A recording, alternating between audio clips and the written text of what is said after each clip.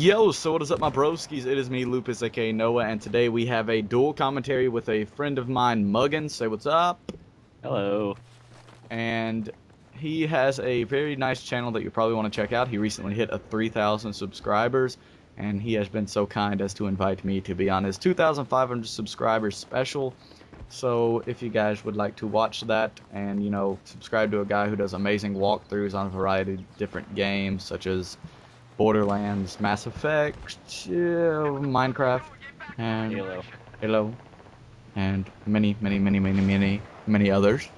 He has just about every single game walkthrough that you can possibly ask for, besides Metro Last Light. But that's alright. If you guys like that kind of stuff, then go over to his channel. He has an amazing accent as well, so you'll be able to watch a walkthrough while listening to his amazing accent. And then you usually have friends doing it with you, don't you? Yeah, I have my friend and his cousin. We do all the co-op stuff like Minecraft and multiplayer games, all So that jazz. there you go. There you go. Go over there and you'll be able to listen to a bunch of guys with some awesome accents. But today, me and him are going to be talking to you guys about E3 and, some our opinions on it and what we are looking forward to and stuff like that. So without further ado, what console do you think will reign supreme? Well, I've been a big Xbox fanboy for a good while. Mm-hmm. I've been very anti-Sony for a while because, they mess up all the network problems and all that jazz. But this year I'm kind of slanting towards the PS4. No. Mainly because the Xbox One presentation kind of was a disappointment, but at least I got the boring stuff out of the way, like all the TV stuff. Like, I'm not really bothered about that. They don't even have that stuff in the UK anyway, because, we don't have all the American TV channels. Yeah. So, it doesn't matter to me that much, but at least they're going to be showing a bunch of games at E3 this year, which is going to be good. Yeah, that's going to be awesome. Yeah, I agree. They've probably gotten all the extra stuff out of the way. That's why I think that's what the presentation they showed revolved around it, because I don't think they'll show that again at E3. The biggest gaming. They'll probably touch on it a little bit. Yeah, they'll probably look at it a little bit, but then I think it will revolve around the gaming, since E3 is like the biggest gaming event of the year. So I think that they will show a lot of games there. And how many games do they have that are I think they have exclusive? 15 exclusives, but they have 8 new IPs. Awesome. That's going to be really awesome. And plus, I think the idea of them having 30 or 300,000 servers is going to be amazing. Yeah, apparently they're going to have more people online too.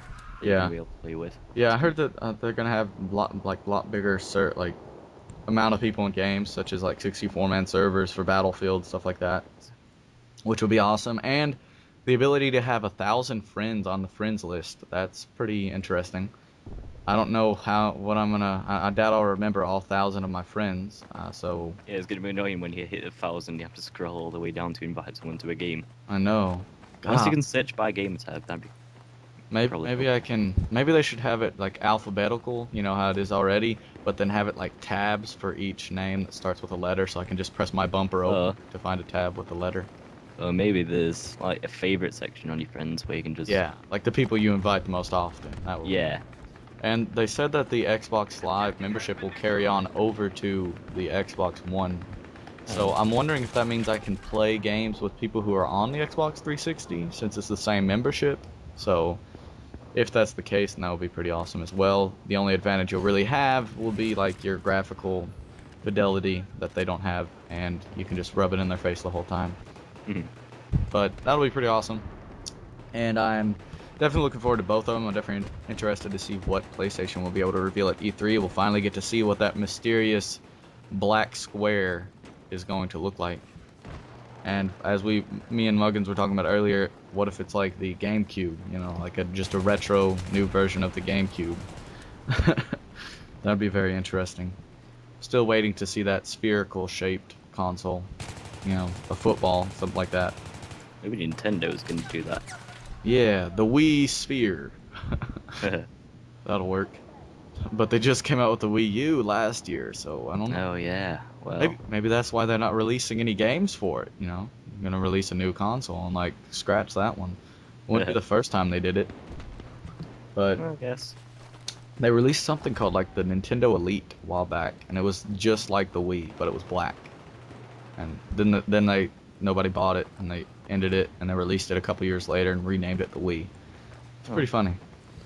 I remember seeing it in a GameStop advertisement, and I looked it up online, and I was like, oh my god. I've never heard of this. I don't remember what it was called. I thought it was like the Elite or something, but it was they did a pretty good job of making sure people forgot about it. But who cares? Very But- deep underground. Yeah, but what game are you looking forward to the most at E3? Seeing and Well, I'm most looking forward to Battlefield 4 and Destiny. They're gonna be awesome. yeah, and Grand Theft Auto. I thought you. And GTA 5. That Rockstar don't usually have Yeah. that much of a presence at E3. I mean, they might have a tiny bit of gameplay at the most. Watch, they'll release like a screenshot and be like, there you go. They've been releasing screenshots for ages. I mean, know. the game looks great so far. Yeah, I'm ready to I'm ready to play it. I mean, I want to see actual gameplay. Tired of. Yeah, it's not far until it comes out, actually. It's like 4 or 5 months, September. Oh, unless they postpone it. Again. I hope So- they don't. If they do, then I will probably go to Rockstar and I will break my foot off Hmm. inside of one of them. So, but that will not be very pleasant. But you know that'll be okay. I'm looking forward to personally Watch Dogs because that game is very appealing to me. You can do whatever you want, whenever you want, however you want, and you know it's like Grand Theft Auto style, third person, free roam in a giant city. I heard it's supposed to be massive. I heard it's supposed to be even bigger than a GTA 5, in GTA It's, 5's map and stuff. Set in Chicago, right? Yeah, it's supposed to be pretty big. I Ooh. hope so. Because that'll be a really awesome game. The graphics on it look amazing, very next generation. Mhm. But, you know, Grand Theft Auto, on the other hand, is not going to be very next generation. It looks really good for a current gen console game, but I don't know if it's the smartest, it's not the smartest marketing idea to release the game a month before the next gen console comes out, you know? Unless at E3 they announce a version for the next gen as well. Yeah, but then they'll have Maybe to that's take why they time to postponed make it. Yeah. Well, if they do, they won't really have time to make the graphics that much better for the next gen, because I think the graphics look pretty good as they are. they do. But I mean, you'd want to have some sort of improvement on the next gen console. Maybe I don't know. Maybe they'll upscale the textures a little bit. Yeah, maybe it'll be like 1080p on next gen and 720p on, maybe it'll have extra capability. Yeah. But that'll be pretty interesting if they decide to do that. But let's talk about Battlefield 4 versus Call of Duty Ghosts. I know you're not much of a Call of Duty guy, but which one do you think will reign supreme? Well, Call of Duty has always had the upper hand because it's had a massive following since it started out, and people are just gonna buy it anyway just because it is another Call of Duty game.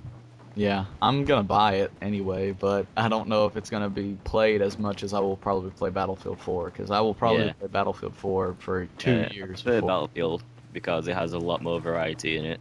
Yeah. And Call of Duty to me is just standard corridor shooter. Yeah, I've been playing Battlefield 3 for like a year and a half now, and I'm only just now starting to get like to the point where if I play it, I'm kind of like, God, this is boring. But hey, it's been out for a year and a half, and if it's managed to last that long for a lot of people, because I go on the game and I see noobs on it all the time, and I'm like, wow, people are just now getting this game. So obviously, Battlefield is definitely a game that you can play for a long period of time, because I know people who still play BFBC 2. Their I games still play Halo 3. Yeah. Came out in 2007. Yeah, I play Halo 3 every once in a while, but not very often. I've never been that good at Halo, so I can't really play it. I'm not really good, I just enjoy it. I'm pretty bad at games in general, but I like to look at them and play them, even though I suck, and I want to design them when I get older, so I kind of have to play them. But that's kind of what it is. But the EA released a trailer saying, "Be surprised by what DICE will show us this year at E3." And me and Muggins were kind of talking about that at the beginning, and we were kind of I was kind of thinking maybe it has something to do with the dinosaurs, because they've been saying they're going to bring dinosaurs back because everybody's been requesting it. So I was like, maybe there's going to be a dinosaur survival mode, sort of like zombies. And he was like, what about Battlefront 3? And I was like, oh yeah, duh. So Battlefront 3, in case you guys don't know, it is going to be the third Battlefront game, Star Wars Battlefront. And if you never played the other Battlefronts, then your childhood was probably hell, because this is like the most amazing game ever. And it will be using Frostbite 3 engine, and it will probably be made by DICE just because of that fact. And I'm very interested to see, and that'll probably be the surprise. What are your opinions on Battlefront 3?